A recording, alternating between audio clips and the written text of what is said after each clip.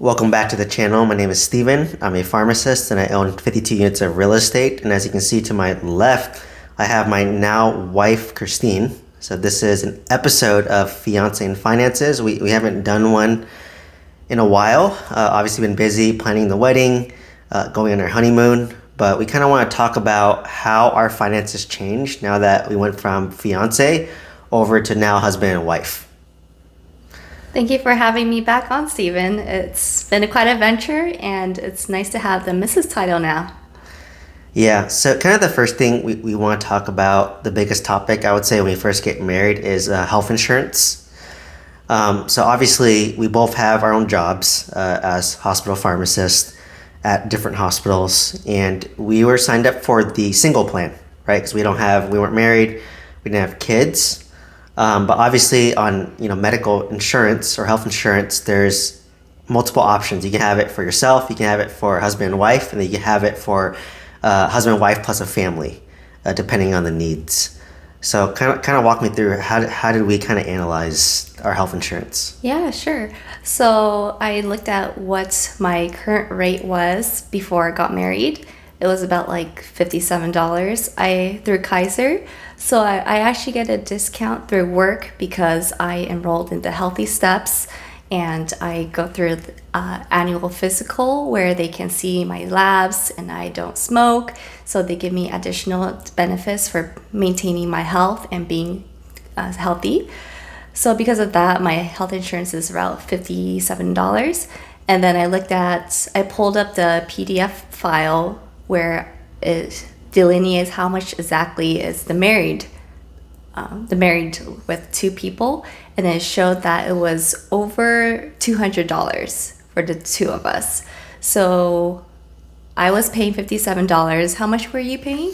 Mine was $80. So what Christine did was she just emailed me the breakdown for her work of how much it costs for single plus husband and wife plus family. And then I pulled up my list as well. So we both looked at the single, and yours was like 60 and mine was like 80.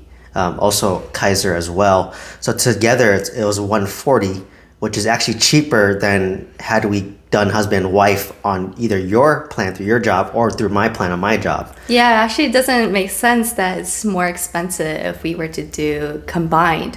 But I think it's taking into account that, just in case like you weren't healthy, my spouse. So because of that, they charge a premium because of that. So we decided to maintain on our current single plan. Yeah, to me it was a little bit counterintuitive. You would think by like joining forces, it'd be cheaper with insurance. So it was kind of interesting that separately it was actually more cost effective and the easiest because we don't have to do anything. But obviously this is us maintaining both full-time jobs.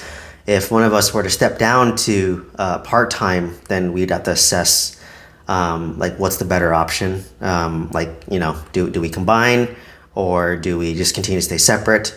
But it's just basic math in my opinion, not too complicated.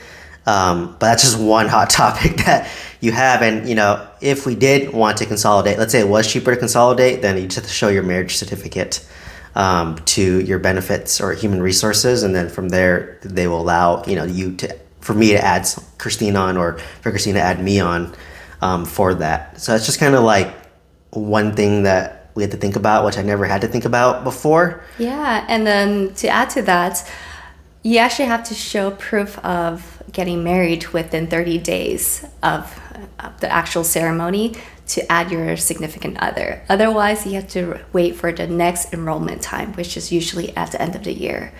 So for any people who are getting married soon, you should compare and contrast what the single is and what is the dual, and make sure you sign up by the deadline. Cool. And kind of moving on to the next topic, the next big one is like finances, right? Joining money bank accounts. Mm-hmm. So if you've been following our journey, you know that when we became engaged, or specifically when we bought this house that we're sitting in, we opened up a joint account. So we have our own separate accounts, from when we were, single. And then once we became engaged, we opened up a joint account with both our names on it. It's just, I think it's a checking and a savings account. Through Ally. Yeah, through Ally Bank. And we basically just both contribute to it every single month. So I automate from my account once a month to the Ally account. And then Christine, she, I think, deducts it from her paycheck automatically. Every 2 weeks. Yeah, every 2 weeks. So actually from this account, like how do we manage our spending? So this account is just mostly for stuff for the house or like vacations. So like when we pay our mortgage, property tax, insurance, HOA, utilities, electricity, gas, all that stuff, it actually is auto paid to our Ally account. Yeah, we actually chose Ally because it has a high yield savings account. And then even though like the interest isn't as high as it once was, but it's still nicer than your usual like Chase or any other Bank of America in terms of saving interest. Yeah, so in terms of that, when we became fiance to husband and wife, like, that hasn't really changed. We still have our own separate accounts. We have our own separate credit cards. We have an Ally account, which is joint, and we don't have a joint credit card. So we kind of just use our own credit cards. And yeah, I think that's something that we want to sign up for soon in the future. Just for expenses. For example, we just bought a couch. It's an L-shaped couch that I've been wanting for a while, and it would have been nice to put it on like a joint account, but we just ended up just paying for it by ourselves, or Steven paid for it. Yeah. So maybe, I'm not sure if Ally has any credit cards, but like, having a joint credit card would be nice. And I think this is projecting a little bit, but it's kind of a good mix because you kind of have a guilt-free spending account in a way. So like I have an account where I can spend and she doesn't see it. And then she has an account where she can spend and I don't see it, right? And then obviously we have our joint account as well. So it is nice to have like that guilt-free spending. But like big picture, like we're more frugal, more minimalistic. So like we don't spend that much anyways, if I'm being honest, at least on like material things. Most of our money goes to like, travel, vacation. Yeah, and it's not like I don't know what he's spending. It's not like he's just blowing it $1,000 on stuff every weekend. He usually checks in with me to see if he should buy something, and then I do the same thing as for him as well for anything that are like bigger ticket items. Yeah, like we actually wait quite a bit. So like we knew, like for example, this sofa, like we took our old sofa from like our old apartment with us here, and it was like way too small for the space that we have. And if you look at all the model homes, they're all like L-shaped sofas, as you alluded to. But we weren't in like a rush because we wanted to like make sure that how do we want to decorate our house?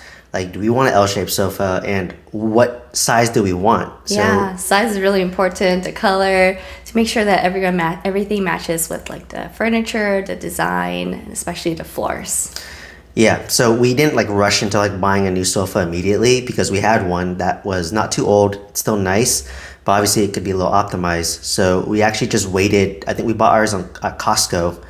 It happened to be on sale, and then we just pulled the trigger because it's like free shipping. They set it up for you, and like I think we waited like at least like a year before we pulled the trigger. So that's what I mean. Like we really wait when we buy something. Like we even still use the same bedroom set from the apartment, but eventually we know we're going to upgrade to like a king size mattress and get some bed sets. But right now it's just kind of like what we were using in the apartment, so not as nice, but just like taking our time because things add up fast, right? Especially when you like buy a house.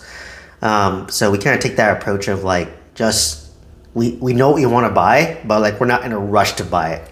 We're also like we're trying to be minimalist, so we're trying to really make sure that every like article of clothing or like furniture that we buy actually has a good purpose and is something that we want to keep for a while, not just like we just use it for the season and throw away. We want like quality pieces. Yeah, so as you can kind of tell, we're kind of synchronized in the sense of like we're more frugal. We wait for like sales to buy things, and then we're not in like a huge rush to buy something. Like obviously, we can afford to like buy a sofa immediately if I wanted it, but I just knew that, hey, our current sofa still works.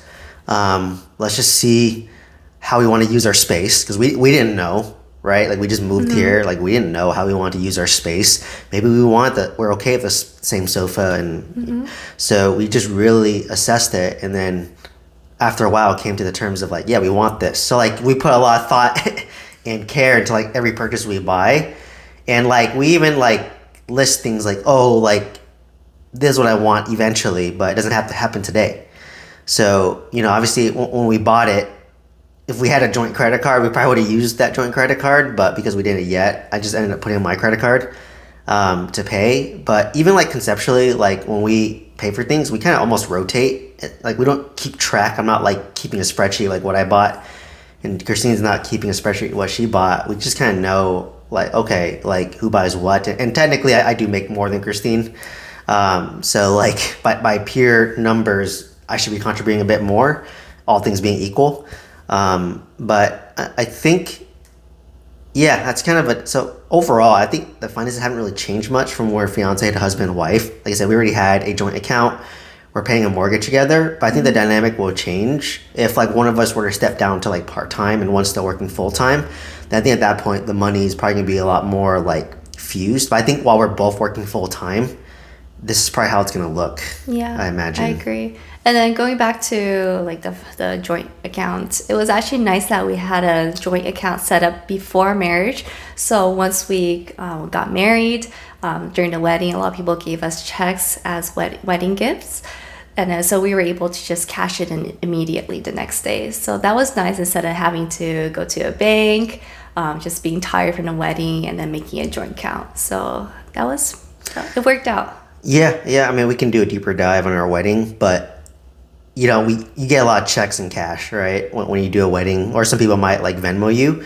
So like the wedding was actually, I think it was about 100 people, almost about 70-ish were my side and like 30-ish were her side. And then like, it just depends. Some people just wrote my name on the check. Some people wrote just her name on the check. Some people wrote both our names on the check. So it's just nice to have that joint account so that we just can sign the back, deposit it. If both our names are on it, we just would both sign the back and then deposit it to Ally. So it made it like pretty easy.